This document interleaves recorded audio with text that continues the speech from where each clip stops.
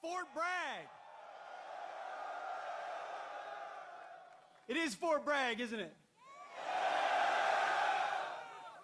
Let me tell you, what a privilege it was to be just a few miles away from here, watching a sheer demonstration of military power from the All-Americans.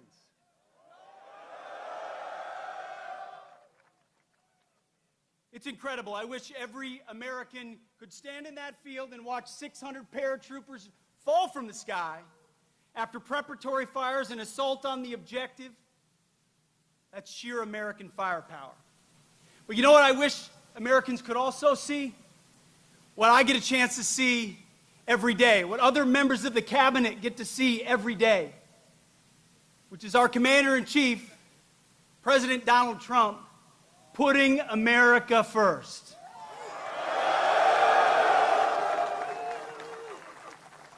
It doesn't matter the situation, whether he's meeting with foreign leaders, we're meeting in the Oval Office, or he's talking to soldiers.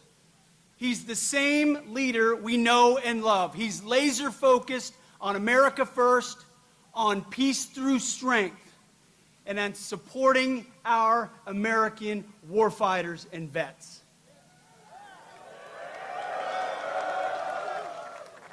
You know exactly where his compass is. You know exactly what he believes. And what I tell troops when we travel across the world, and I've had a chance to meet so many of you fine Americans, what I always say, the message from our Commander-in-Chief is, he has your back.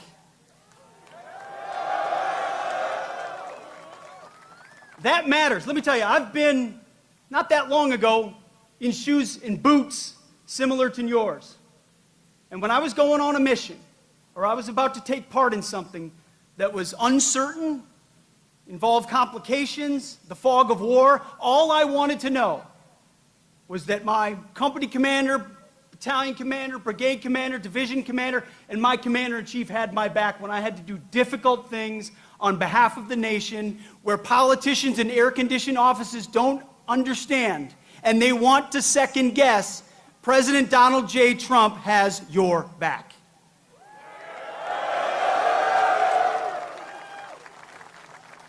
So at the Defense Department, we're doing three critical things at his direction. Number one, we're restoring the warrior ethos.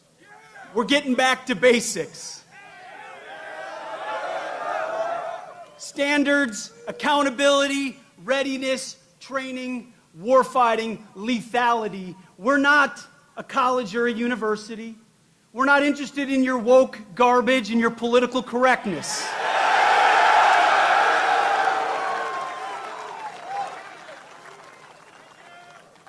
We're warfighters who close with and destroy the enemy on behalf of our nation when we come home to those we love, because we don't fight because we hate what's in front of us.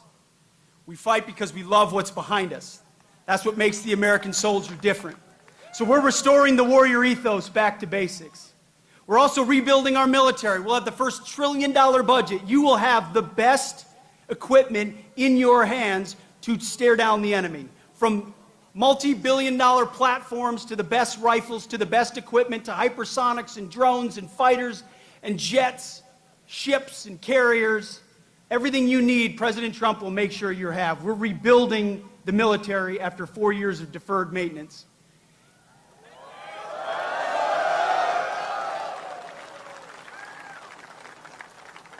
And finally, we're reestablishing deterrence. Our allies know that we stand with them, and our adversaries know what we are capable of doing to them, so that we can maintain peace through strength. President Trump seeks peace. He wants peace. So do I. So do you. For our families, for our kids and our grandkids. But those who long for peace must prepare for war. And that's something the 82nd Airborne, America's 911, does every single day. So it's an absolute honor to be your 29th Secretary of Defense. You have my pledge that every single day our focus is on you and your mission and having your back.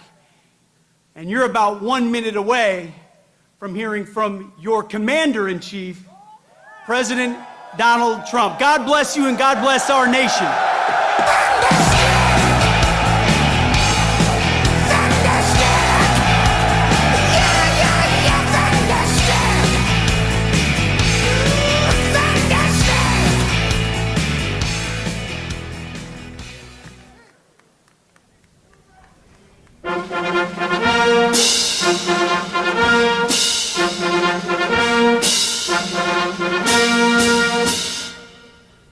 Ladies and gentlemen, please welcome your Commander-in-Chief, the 45th and 47th President of the United States, President Donald J. Trump.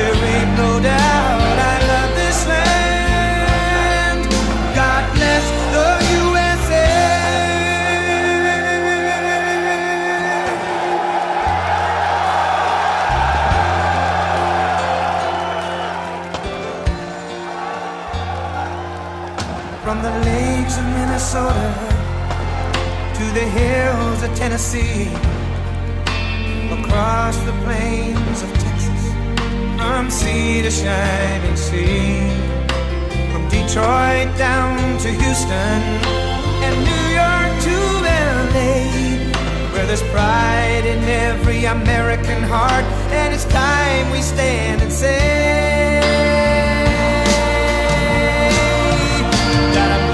to be an American, where at least I know I'm free. And I won't forget the men who died, who gave that right to me. And I gladly stand up next to you and defend her still today. 'Cause there ain't no doubt I love this land. God bless the USA.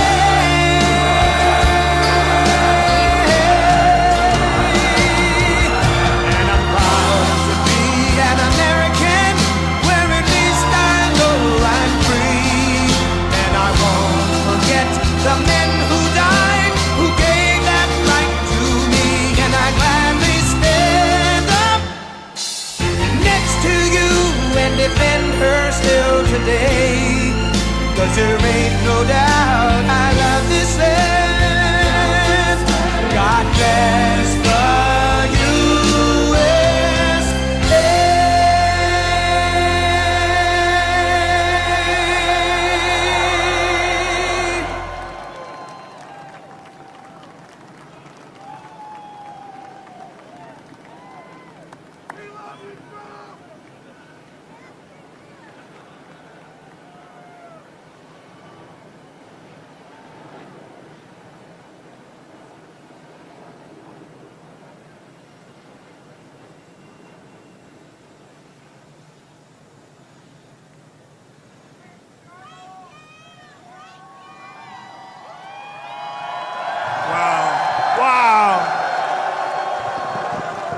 Wow,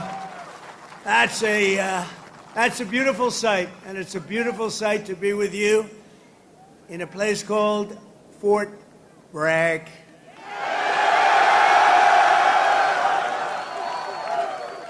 Can you believe they changed that name in the last administration for a little bit?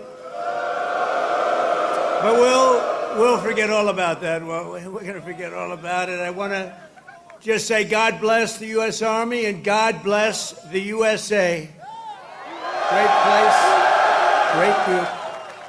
I want to thank so many incredible soldiers and paratroopers, pilots, warriors for that awesome display of pure, unrivaled American military might. I just saw something that was crazy. You don't want to mess.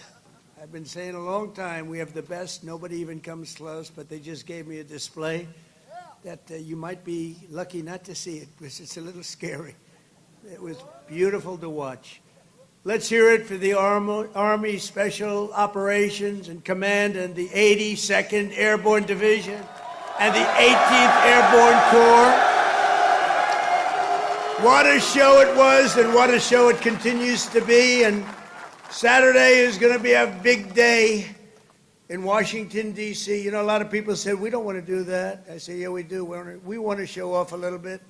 You know, recently, other countries celebrated the victory of World War I. France was celebrating, really.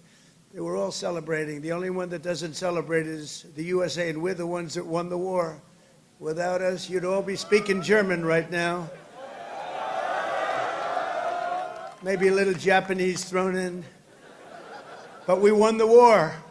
And we don't celebrate, but we're going to celebrate on Saturday, and we're going to celebrate from now on. We're going to celebrate our greatness and our achievements. This week we honor 250 years of valor and glory and triumph by the greatest fighting force ever to walk the face of the earth, the United States Army. For 2.5 centuries, our soldiers have marched into the raging fires of battle and obliterated America's enemies. There's never been anything like it. There's never been a force like this. And I rebuilt it. I gave you so much money for 4 years. It was crazy. And we just approved our largest budget for military operations, over $1 trillion. We've never even come close. But our army has smashed foreign empires, humbled kings, toppled tyrants, and hunted terrorist savages through the very gates of hell. Our soldiers do not rest until they win. You know that better than anybody. From June 1775 to June 2025, those foolish enough to challenge America's army have been met with unyielding strength, unbreakable spirit, and unstoppable, overwhelming force. Time and again, our enemies have learned that if you dare to threaten the American people, American soldier will chase you down, crush you, and cast you into oblivion. That's what happens, unfortunately. That's what happens. Doesn't sound very nice, but it's true, isn't it? The last sound you ever hear will be the dueling howl of Black Hawks in the dead of night, the thunderous boom of artillery fire, or the ferocious roar of a U.S. Army infantry brigade charging over the horizon. That brigade is going to charge like you've never seen before, and hopefully I can keep you out of that, but if I don't, you're ready. Is that right? If I can keep you out of it. If I keep you out of it, that's okay, but if we need it, you're ready. You know, it's called peace through strength, isn't it? Peace through strength. For our adversaries, there's no greater fear than the United States Army. They all fear us, and we have the greatest force anywhere on earth. You know, you read different stories that others are building and building and building. We have a force like no other. They said it would take 5 years to defeat ISIS. We did it in 4 weeks. 4 weeks. We let them go. Unlike other of your leaders, I let them go, and we had General Raisin Kane, who's now the head of the Joint Chiefs of Staff, because I liked him. He was a warrior. He was a great warrior, and now he's been rewarded for his incredible work. But they said it would take 5 years, so we did it in 4 weeks. Someday I'm going to ask him to explain that one to me. But it was the television generals that said that. The real generals got out and fought, and nobody fought like them ever. But for the American people, there's no greater pride, because you are the righteous sword of American justice and the ultimate shield of American freedom. This week we remember that we only have a country because we first had an army. The army was first. In fact, the army was even before the country. You know that, right? 1 year before the country. After 250 years, we still proudly declare that we are free because you are strong. You are so strong. We're safe because you are brave, and America's flag will never fall because America's army will never, ever fail. Never going to fail.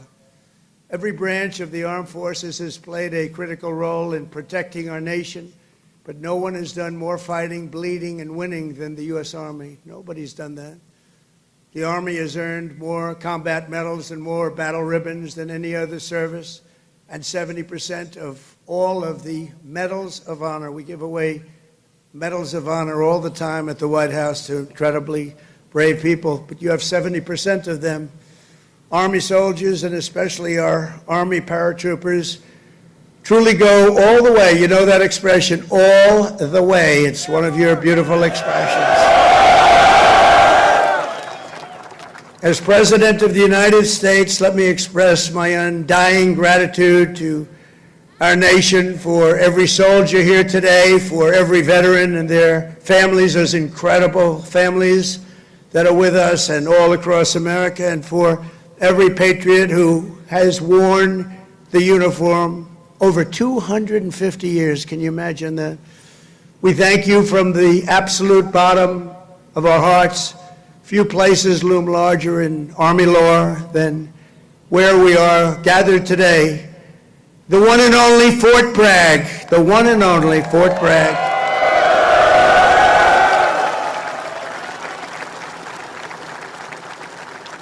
But remember, it was only that little brief moment that it wasn't called Fort Bragg. It was by the Biden administration, not Trump. I had nothing to do with it. We got it changed. We said, I came here numerous times and everybody, they kept saying Fort Bragg, Fort Bragg. I said, it's not the name, but then I was making a speech. I said, what do you think I should call this place? Call it Fort Bragg. I said, Fort Bragg, how you doing? We won a lot of battles from this place, and that's the way it is. It wasn't even close. When Pete and some of the generals came to see me, I said, not even close, not even close. This is the home of the Green Berets, the Sky Dragons, and the All-American 82nd Airborne. We know what 82nd Airborne Division. This is where the GIs who won the Second World War learned to pack their parachutes and push howitzers and go right into those C-47s with lots of arms and push them right out those big, beautiful doors and wield their bayonets and pry the enemy from the hedgerows of the French countryside. France needed us badly. We were there. A lot of people needed us badly. They still do, maybe worse than ever. It was here in the soil that the Army forged the medal that held strong at Bastogne. It was here the mighty paratroopers earned their wings before they rained down death from above to liberate Sicily, Normandy, and even the Netherlands. That's right. We saved the Netherlands. Every inch of this base is steeped in the legacy of those warriors who have said with pride, "Sir, I trained at Fort Bragg, sir." That was pretty cool. And that is why we restored the historic name of this very, very special place. I don't know if it could be the same place. Fort Bragg is in, that's the name, and Fort Bragg, it shall always remain. That's never going to be happening again.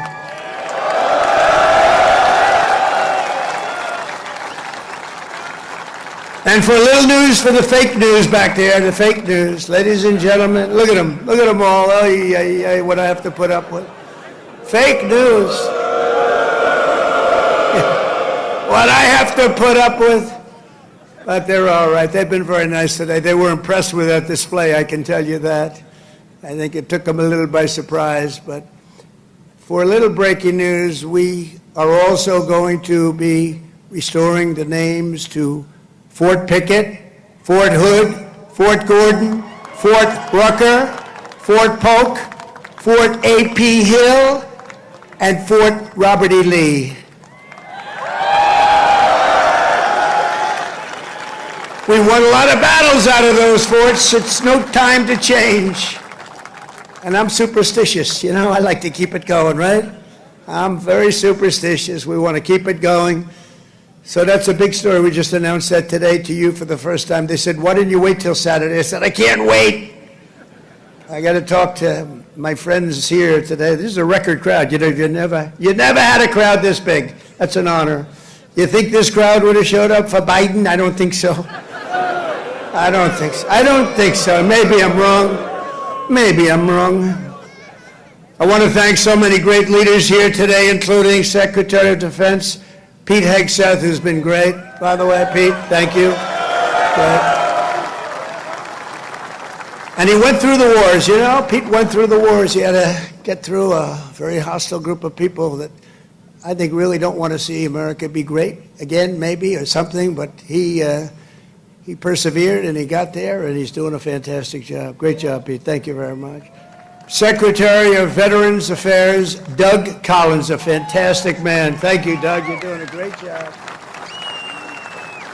Doing a great job. Way up from the last administration, Veterans Administration.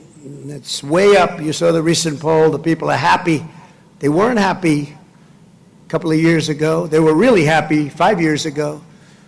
But it went downhill from there. We did so much. We got you medical. If you had to wait, if you had a delay at all, you go out to see a private doctor. We pay the bill. You take care of it. You don't wait for 6 months and end up getting very sick on something that could have been done with a little shot or a pill. We did that. Then they wanted to drop that. I said, we're not dropping it. But Doug, I'm proud of you. I just heard some great things. Thank you very much.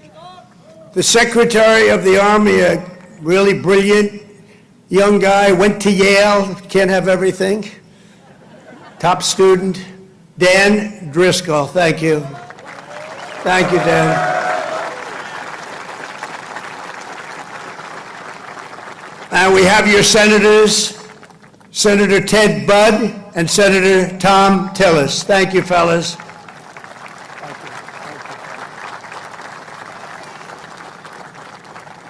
Congressman Richard Hudson, Pat Harrigan. Where's Pat? Pat? Good, Pat. You're doing great. You guys are amazing. And we have the big brass, General Andrew Pappas. General, thank you. Thank you, General. Doing a great job.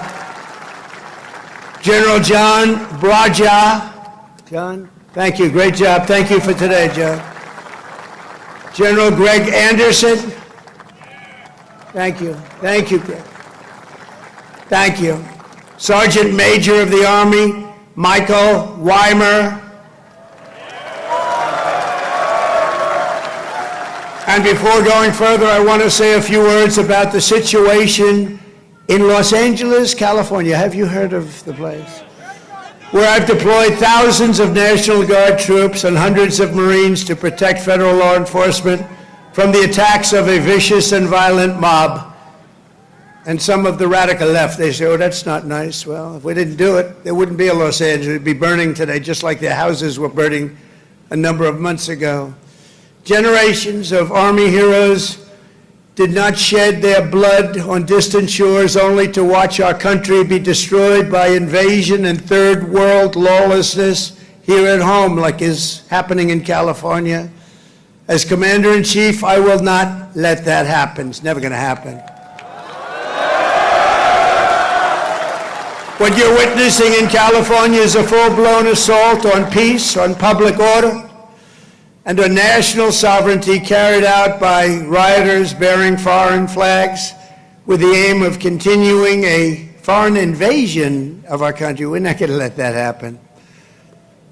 Remember, millions of people were allowed to come into our country totally unchecked and unvetted by stupid people or radical left people or sick people. But regardless, open border policy, the dumbest policy yet, I would say even dumber than men playing in women's sports, transgender for everyone. Even dumber than that. They're hurling bricks and cinder blocks at law enforcement. Did you see they're breaking up the sidewalks and the curbs, breaking it up with big, strong hammers? These guys are professionals. These are not amateurs. They're breaking it up because they took the bricks away from them. They came in with bricks, red bricks, that they could throw at our military and at the police in LA, who are very good, but they weren't aggressive like our soldiers. Our soldiers really were aggressive, but they all worked together. But they came in with bricks, they were taken away, and they had hammers. Oh, wow, how did that happen? And they're pounding the sidewalk. I said, what the hell is he doing? And he's breaking it up and making it into concrete bombs in a way, and they're dropping them on our military. They're throwing them at our military. Pretty good arms they had, too. Hits guys right in the face, big chunk of concrete, worse than a brick. They're taking them up to the bridges and they're dropping them in the cars that are going by. These are animals. But they proudly carry the flags of other countries, but they don't carry the American flag. They only burn it. Did you see a lot of the flags being burned? They weren't being burned by people from our country or from people that love our country. People that burn the American flag should go to jail for 1 year. That's what they should be doing. 1 year. And we'll see if we can get that done. We're going to try and get that done. We're working with some of your senators. I know Senator Josh Hawley is very much involved, and I know the two senators from here. I think are you guys in favor of it? Boy, would this be a bad time for them to say no. I got you. I got those 2 votes. The agitators are throwing firebombs and Molotov cocktails, lighting vehicles ablaze. You saw the cars that were burning, mobbing police officers and ICE officers who are the toughest people you'll ever meet, and they love our country, and they're getting really they want to stomp on them, but they're too tough. They don't allow it. And attempting to infiltrate and occupy federal buildings wearing armor and face shields. The best money can buy, somebody's financing it. We're going to find out through Pam Bondi and Department of Justice who it is. They're already on it. Who's financing all this equipment? Very professional. Under the Trump administration, this anarchy will not stand. We will not allow federal agents to be attacked, and we will not allow an American city to be invaded and conquered by a foreign enemy, and that's what they are. A lot of those people were let in here by the Biden administration. They just poured right in. They came from prisons, they came from jails from all over the world, they came from mental institutions, they were the leaders of gangs, they were drug lords, allowed to come into our country. Their countries threw them out. Their countries would bus them or drive them right to our border and say, go in there, you ever come back, we're going to kill you.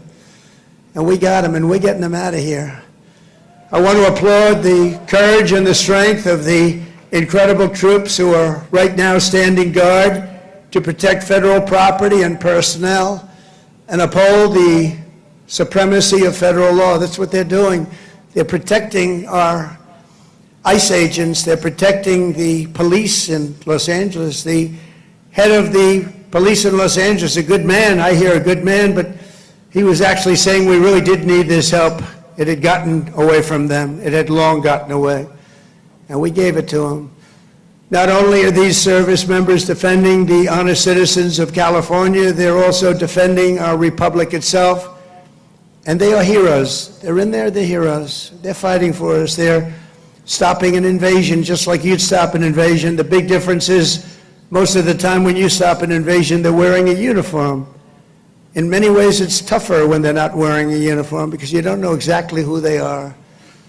In Los Angeles, the governor of California, the mayor of Los Angeles, they're incompetent, and they paid troublemakers, agitators, and insurrectionists.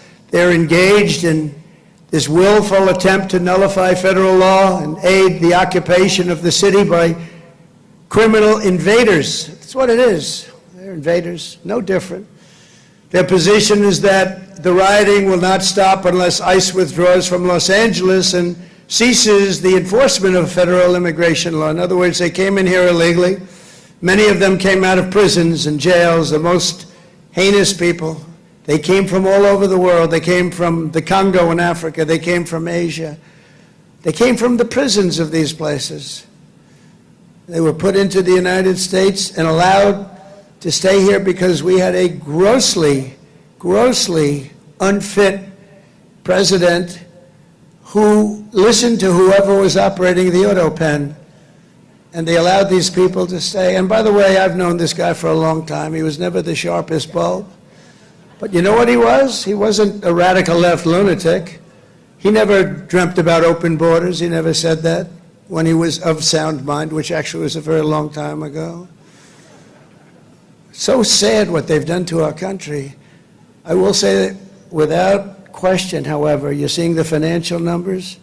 We've now got the hottest country anywhere in the world And 6 months ago, it was the coldest country. We're being laughed at all over the world. I was in Saudi Arabia, Qatar, UAE. We brought back $5.1 trillion into our country, and all three leaders, they're great leaders, all three said, you know, you are presiding over the hottest country anywhere in the world.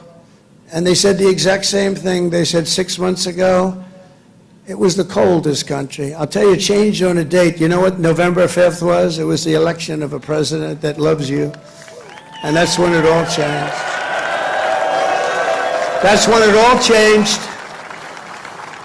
Within the span of a few decades, Los Angeles has gone from being one of the cleanest, safest, and most beautiful cities on earth to being a trash heap with entire neighborhoods under the control of transnational gangs and criminal networks. It's horrible what's happened so quickly.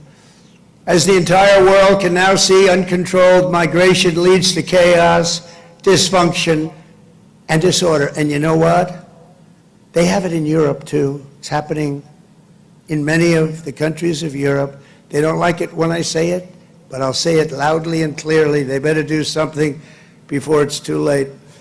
Very simply, we will liberate Los Angeles and make it free, clean, and safe again. It's happening very quickly.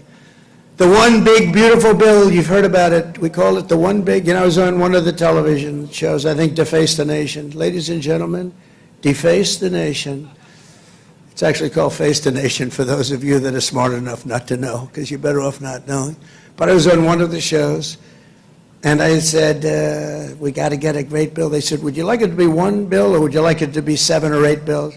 They said, I want one big, beautiful bill. And the Republican Party liked that statement. They call it one big, beautiful bill, so that's good.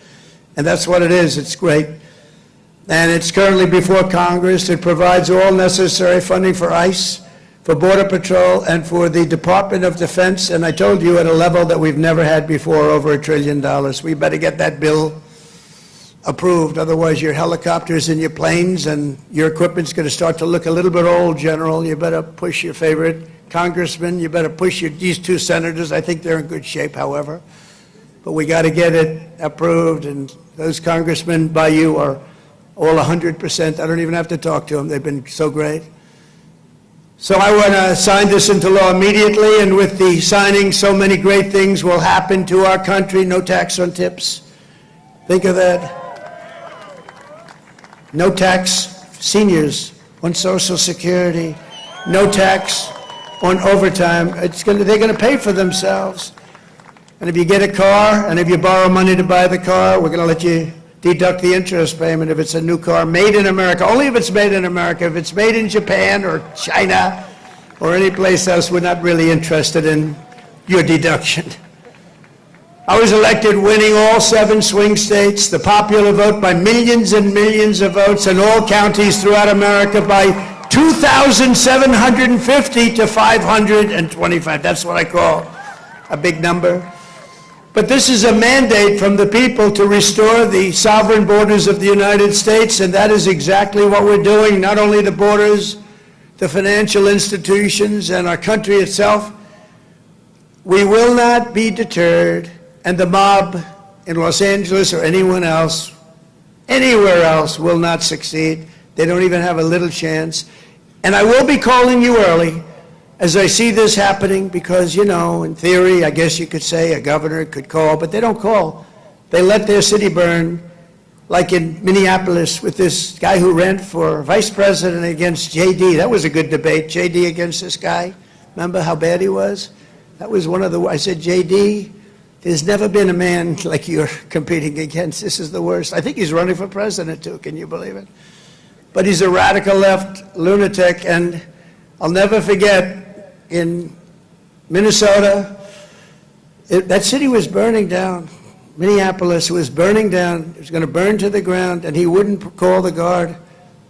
And I waited for a long time, and I called the guard, and I saved it, but I wish I would have called it the first day. And I said, if this ever happens again, because I was thinking about running because the election was rigged and stolen, we all know it. They said, we're going to run again, and if I win, which I hope, remember, we're going to make it too big to rig. But we did. We won by millions and millions of votes. So beautiful to watch. That was such a beautiful 9:02 in the evening. He said, "Ladies and gentlemen, Donald Trump is projected to be the winner." I said, "Well, you think that was easy? I don't think these ladies from North Carolina think it was easy. You know, they followed me. I don't know what happened to their husbands. They're married to very nice people. But they've been to, 138 rallies. They said more. And they're from North Carolina. It's nice that we have one nearby finally, right? They go all over the country. I don't know what the hell's going on, but they're great. They're North Carolina, beautiful, wonderful woman, and we appreciate it. Like 130 rallies or some crazy number. Are your husbands satisfied with that? Are they okay? Oh, here he is. He showed up. One of them showed up. That's great. Congratulations. Great women, actually. The great patriots. We will use every asset at our disposal to quell the violence and restore law and order right away. We're not going to wait 7 days and 8 days and wait for a governor that's never going to call and watch cities burn. And let me tell you, if we didn't do this, Los Angeles would burn. It would be burning to the ground right now, just like the houses burned to the ground just a few months ago. And the only flag that will wave triumphant over the streets of Los Angeles is the American flag. So help me God.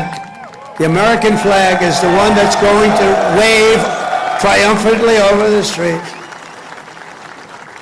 And now let's get back to the true reason we're here today, celebrating 250 years of unbreakable Army courage. This week we commemorate not just the starting point in Army history, but a turning point in the history of the world. That's how important it is. When the Continental Congress created the Army and appointed its first commander, name happened to be George Washington. Has anybody heard of him? George Washington. Are you okay, darling? Are you all right? Yeah, take your time, please. Doctor, please. Doctor. Doctor in the house. Thank you. Thank you very much. These are great people. They've been waiting here a long time, General, so, you know, we want to give them all the time they need, right? Thank you very much.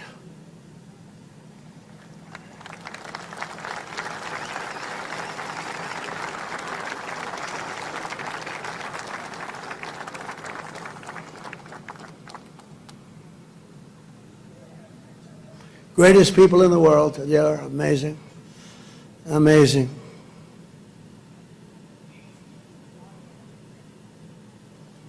Oh, good. Thank you very much. Thank you.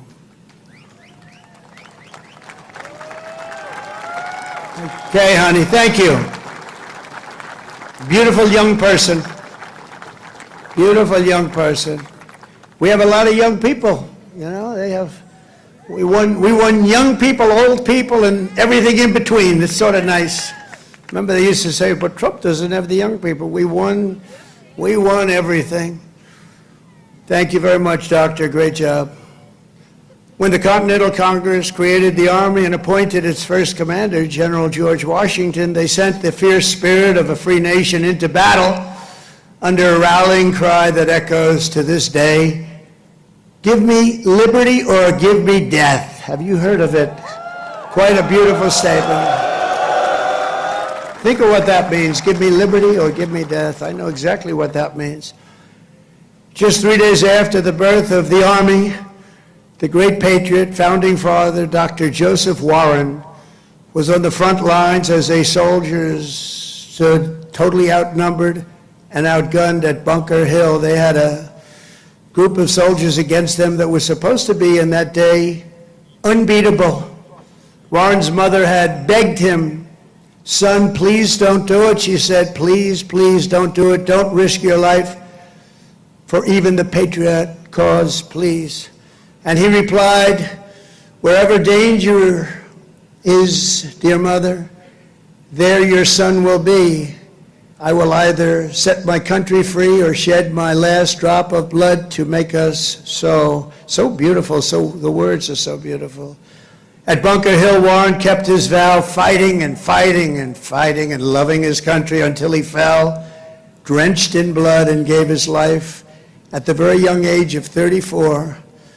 Exactly 250 years later, we are joined by Dr. Warren's great-great-great-great-great-grandson, and it's 7 generations down, and now an Iraq war veteran, retired Army specialist, Scott Warren, is here with his daughter, Sergeant E5 Carrington Sanders of Fort Irwin. I want to just, where are you?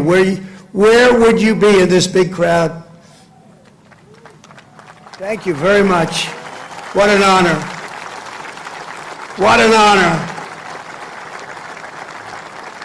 You look great too, by the way. You really look great. Thank you very much. What a great family.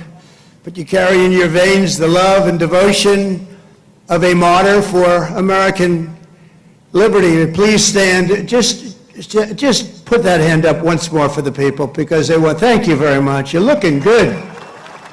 Looking good. Good genes. Good genetics. Thank you both. Thank you very much. The life of a soldier is not just a job, it's a calling and a sacred tradition passed down from father to son, brother to sister, and one generation to the next. At every hour of danger, our noblest citizens have answered that call, kissed their loved ones goodbye, and run to the sound of guns. You run to the sound of guns, you're running right into them, you're going to win.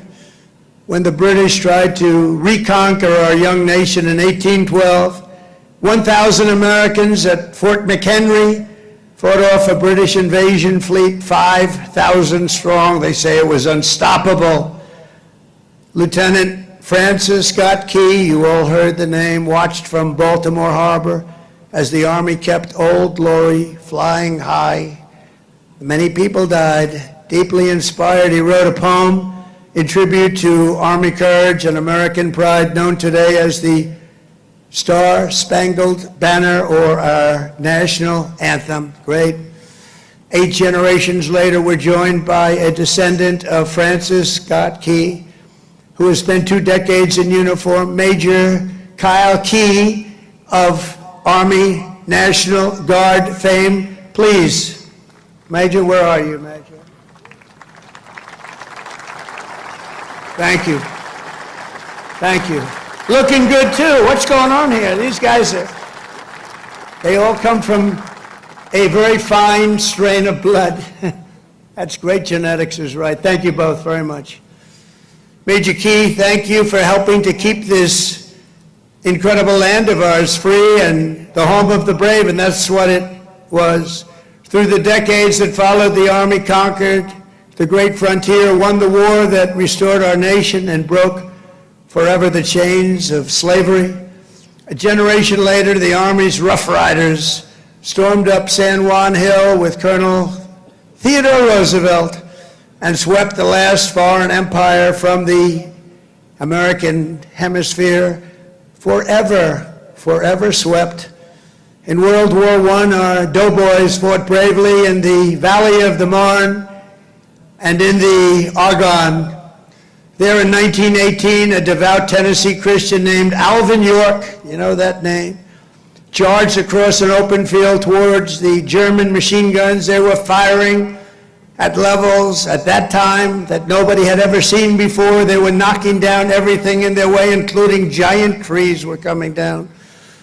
The enemy mowed down more than half of his platoon almost immediately. The platoon was going down like nobody's ever thought possible. But York pressed on into the jaws of death. He slayed German after German and returned with 132 prisoners from behind the enemy lines. And he had the option of killing them, and he didn't want to do that, and that's okay, isn't it, right? It's okay. But he brought 132 back, and his actions and the actions of that great day, a crazy but great day, Sergeant York earned the Congressional Medal of Honor and became one of the most famed and decorated heroes of the First World War. Very famous, actually, because of the movie that was made. And we're joined today by Sergeant York's grandson, Army Colonel Gerald York. Gerald? Thank you. Thank you, Gerald. Thank you very much. It's a great honor to have you. Thank you, Gerald. At his grandfather's funeral in 1964, Gerald was told by the command sergeant major of Fort Bragg that it was about time he joined the Army. And he volunteered for combat in Vietnam and gave the Army 31 of his best years. No, I think your best years are right now. You look very good. Your best years are right now. Keep it going. But Colonel York, we salute you. We salute your family and the fame and the bravery of your family. Thank you very much. Appreciate you being here. And in World War II, the Army once again came to the free world's rescue. Among the millions and millions who volunteered was Henry Armstrong. He enlisted 6 months before his high school graduation and did basic training right here at Fort Bragg. By the next year, he was in Normandy. He fought his way across France as part of Patton's Third Army, crossed the Rhine into the heart of Germany, and helped liberate a Nazi concentration camp. He was a brave person.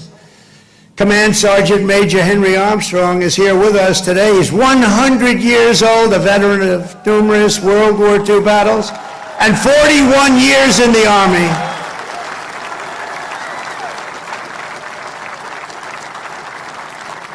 Thank you. Wow. These are great, amazing people. Thank you very much. Great. Thank you very much. He's joined by his grandson, Army Major Dennis Armstrong. Dennis, I assume that's you, right? Thank you, Dennis. And Dennis's wife, Captain Shelley Armstrong. They love the military, and they love our country. Thank you very much, Shelley. Thank you very much. Appreciate it. And their son, Tanner. Where's Tanner? Let me see. Oh, he looks good, too. They all look good. Tanner might look the best, actually. Thank you very much. Who's an active duty staff sergeant in the 82nd Airborne right here in Fort Bragg. He could right now run for office, I think. He's very popular. In Korea, our warriors held the front line in the battle against communism and liberated millions and millions into the light of freedom. To Vietnam, we sent some of the toughest men who ever wore army boots and olive drab. One of them was Joe Marm of Pennsylvania. He was 23 years old when his platoon was ordered to rescue soldiers surrounded by the enemy in the Battle of Ia Drang. Lieutenant Marm charged into heavy fire, killing 4 enemy soldiers in the brush before sprinting across 40 yards of open field. His teammates could not believe he was doing it, actually, they said. He then tossed a grenade that killed 8 Viet Cong gunners, plunged into the trenches and killed still more before being shot in the jaw, badly in the jaw. He successfully cleared the way for his men to save their stranded comrades and, frankly, for his men to save their own lives. He was unbelievable. For his exceptional bravery, Lieutenant Marm received the Congressional Medal of Honor and retired as an Army colonel after 30 years of service. Colonel Marm is here today with his 2 sons, Will and Walter, both Army Rangers. What a great family legacy. Please stand up.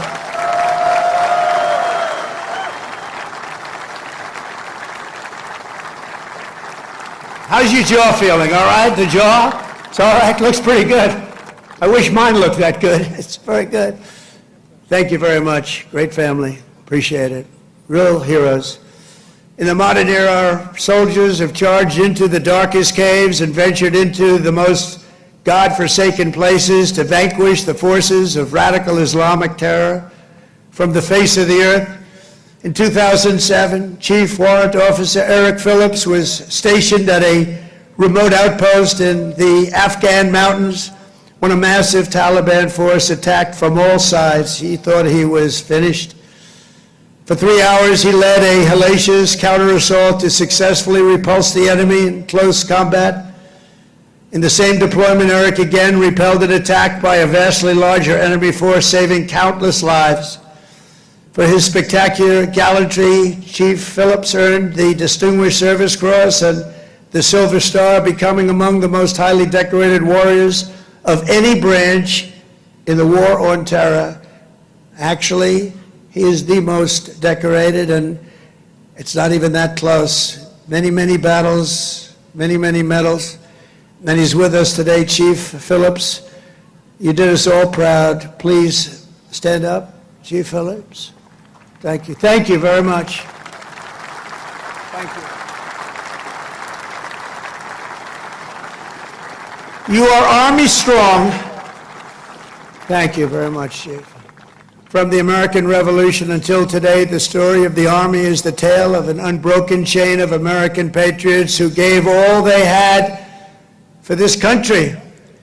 It is the saga of epic men like Washington and Jackson, Grant and Custer, Pershing and Eisenhower, Patton and MacArthur, Wild Bill Donovan, and the great General William Yarborough, father of the Green Berets. You know that, the Green Berets? You know that? William Yarborough.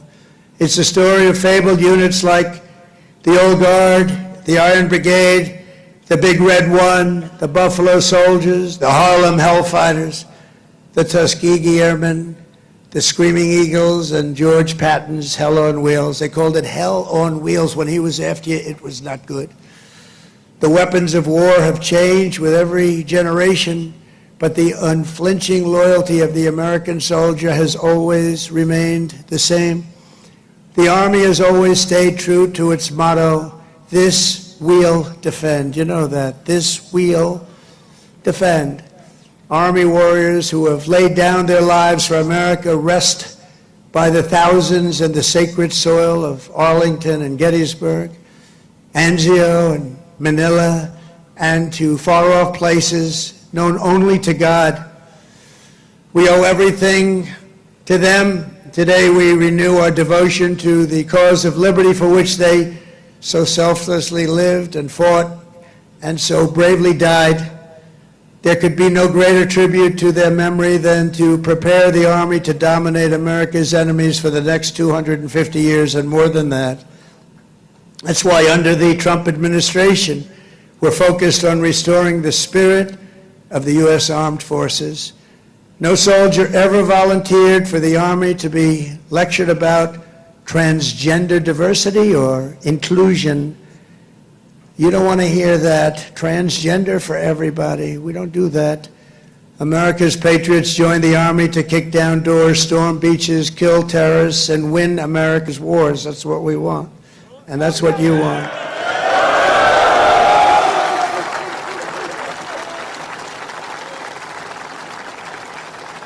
And to that end, we're making that record investment, but not only in the Army, in the other forces also, because you work together as a team, and we're including in that and across the board. Now, you don't have to take this if you don't want. You could be great patriots, say, I don't want to raise, I will not accept it. Let it go back into our country.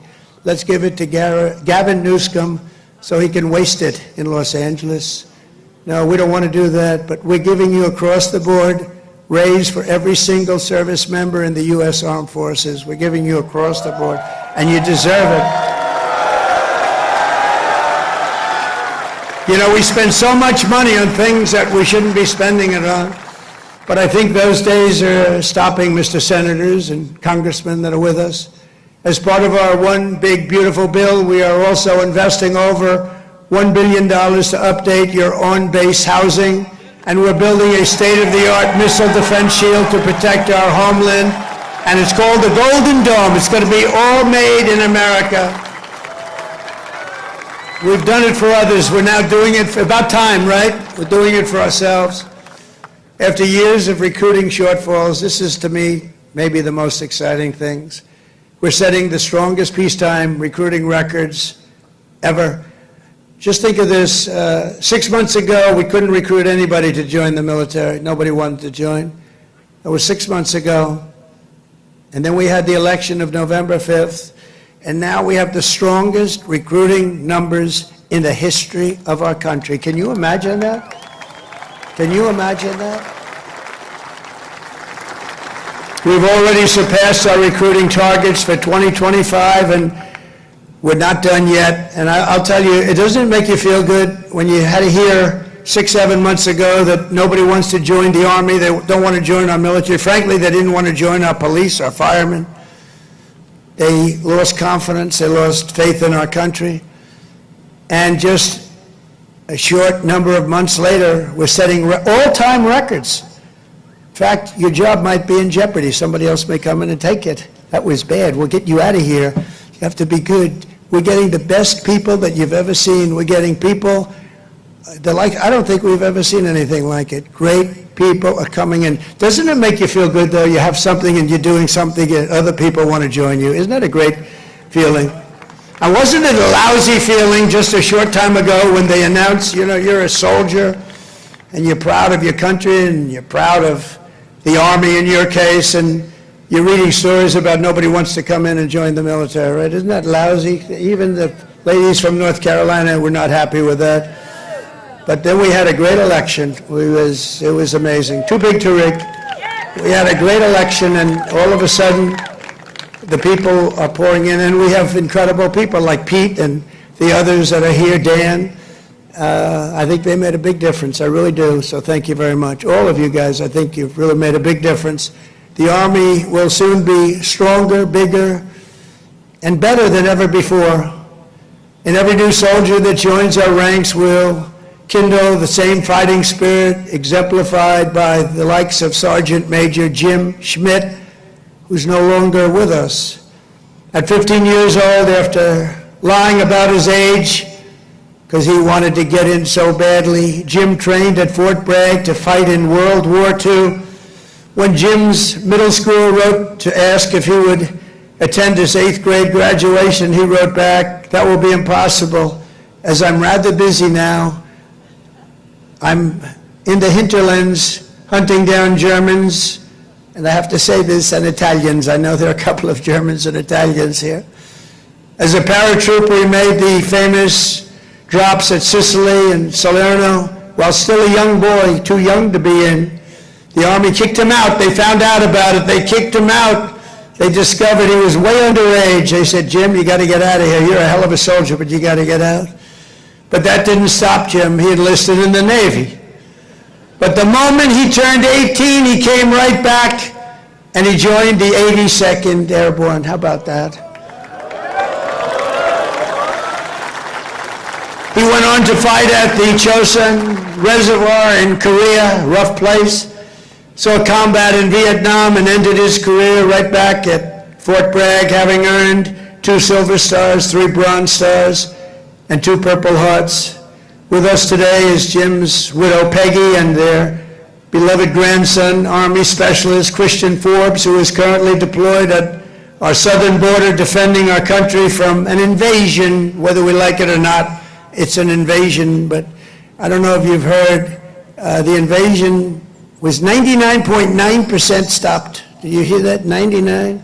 Could even be more right. 99.999% stopped. That invasion is stopped, so I think he's in good shape. Specialist Forbes, I want to thank you for defending America, and you've obviously done a good job because that invasion has been stopped, and we appreciate you being here. Thank you, wherever you may be. Thank you very much. Thank you very much. Great. We stopped that sucker, didn't we, huh? We stopped it. Thank you very much. Each and every one of you here today carries in your souls the love, strength, and courage of millions upon millions of Army patriots who came before you. Your uniforms bear the same stars and stripes that our ancestors carried to victory at Yorktown, across the Great Plains, and over our Rockies, up the Missionary Ridge, down through the streets of Paris. That's right, we went down the streets of Paris. We've got to help our allies, don't we? Across the sands of North Africa and onto the shores of Omaha Beach, into the blood-soaked hills of Korea. And it was a West Point graduate named Buzz Aldrin who first planted our great American flag on the face of the moon. We know that. Now it's your turn to carry that flag forward and to add your own daring deeds into this chronicle of triumph and legends. Now it's your duty to shield the flame of freedom that was first lit 250 years ago by the heroes of Concord Bridge and Bunker Hill. Standing before you today, I am more confident than ever that in the days ahead and every generation to come, the U.S. Army will heap glory upon glory upon glory upon us all. You will protect every inch of U.S. soil, and you will defend America to the ends of the earth. Wherever danger is, there the U.S. Army will be. Another beautiful phrase. Whatever peril comes our way, whatever menace threatens our people, you will stand strong, you will be proud, you will charge hard, and you will keep that flame lit, that beautiful, beautiful flame. You're going to keep it lit.